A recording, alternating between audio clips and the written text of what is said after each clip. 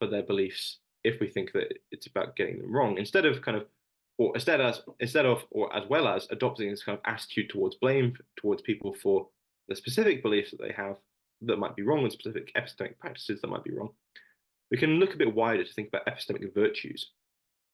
So the idea of virtue in philosophy is one that's got quite a long history. So we can see a kind of bust of Aristotle here, who's widely credited with being the philosopher most associated with the idea of virtue. But virtues, as a kind of broad understanding, are these ideas of kind of positive traits that enable us to kind of live better in some way. So in the epistemic realm, these are going to be positive traits that enable us to kind of form our beliefs better or more effectively. So in the epistemic virtues category, some of these could include, that I've listed here, intellectual humility, so accepting the limits of one's own evidence. So if we only have so much evidence, then we should apportion our belief accordingly. Similarly, intellectual courage, so being brave in forming and sharing beliefs, so not being kind of agnostic and just being willing to accept that, that we don't know about something, and also being open in sharing our beliefs with others, so not being kind of cowardly in the face of potential disagreement.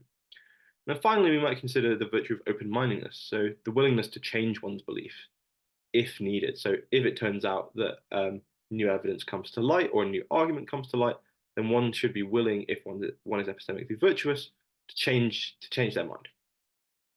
So this might be another picture of what holding people responsible looks like. So instead of heavy-handedly encouraging them to change their beliefs, we might think of holding people responsible as encouraging them to develop various epistemic virtues.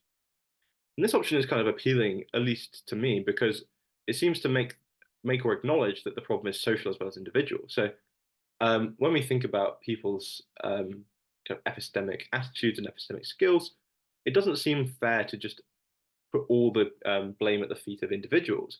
Instead, it seems like a lot can be explained in terms of society's general attitudes towards things like evidence and how we're kind of permitted to form our beliefs. So cultural change generally can encourage people to become more epistemically virtuous. So it might not be a question of whether I should be held responsible for my beliefs, but rather whether, as a society, we ought to be embracing a culture of greater responsibility for our beliefs. So there's just some other options for how to kind of try and take a more nuanced or kind of engaging angle on this question rather than simply answering it straightforwardly.